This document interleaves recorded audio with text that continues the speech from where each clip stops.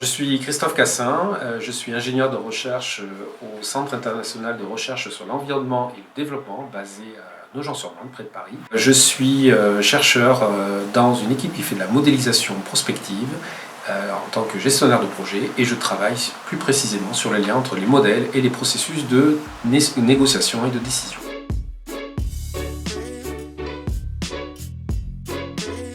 GIEC, c'est le groupe intergouvernemental d'experts d'évaluation du climat. C'est un organisme qui est censé éclairer les décideurs publics, les gouvernements sur le changement climatique. Et donc il réalise pour cela, tous les 5 à 6 ans, un rapport sur les enjeux à la fois physiques, mais aussi sur les impacts du changement climatique et sur les solutions à apporter en termes de réduction des émissions de gaz à effet de serre et au niveau de l'adaptation.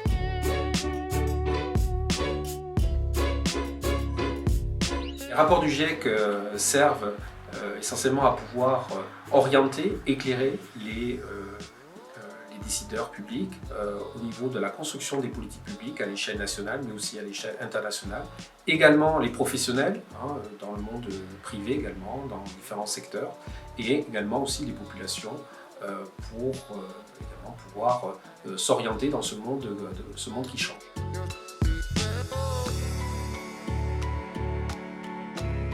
C'est vrai que le rapport du GIEC, c'est des milliers de pages, un rapport par groupe, sur la base scientifique du changement climatique, sur les enjeux d'adaptation, sur les enjeux d'atténuation. Ce rapport est produit par des scientifiques.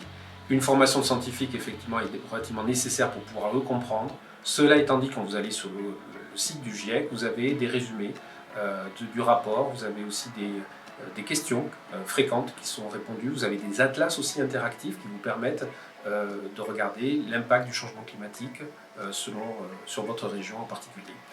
Et puis n'hésitez pas à les regarder aussi sur le web, sur YouTube, vous avez des présentations d'éminents experts sur le sujet qui vont présenter de manière très pédagogique les résultats.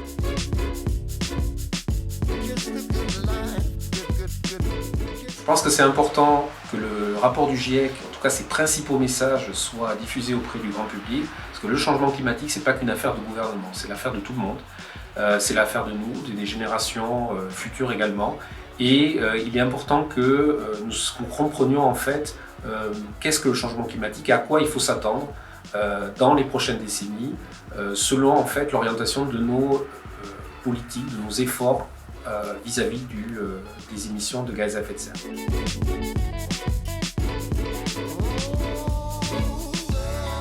Une question qui n'est pas simple en tant que telle, puisque la France dispose déjà d'une stratégie nationale bas carbone, qui est compatible avec la neutralité carbone, qui est en train d'être réévaluée par secteur en particulier, avec des politiques et mesures spécifiques au niveau du transport, de l'énergie, de l'agriculture, etc.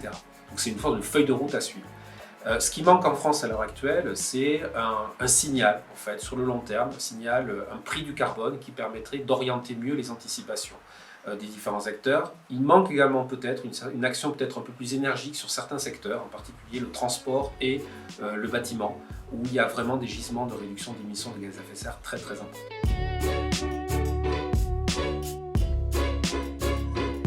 Le principal progrès qu'on a pu noter ces dernières années, c'est l'accord de Paris, où tous les pays sont enfin mis d'accord autour d'un objectif global de limiter l'augmentation de la température à 2 degrés et d'atteindre la neutralité carbone.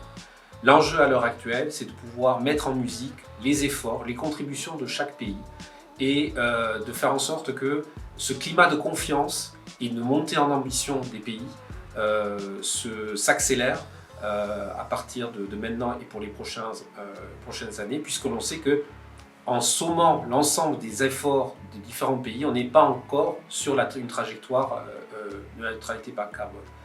Du point de vue des pays en développement, je pense qu'un des enjeux aussi, c'est de pouvoir les rassurer vis-à-vis des capacités de financement apportées par les pays du Nord, capacité de financement de leur transition bas carbone et de leur adaptation au changement climatique.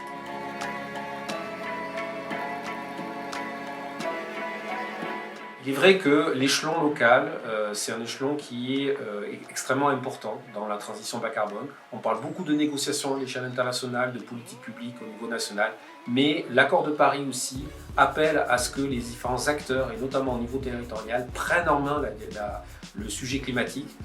C'est là où des politiques plus sectorielles, plus ciblées peuvent être mises en œuvre pour accélérer la transition en rassemblant bien entendu tous les acteurs autour de la table. Et il y a des exemples en France en particulier, en Nouvelle-Aquitaine, avec l'initiative Acclimatera, des plans de transition également qui sont portés par les collectivités territoriales, mais pas que.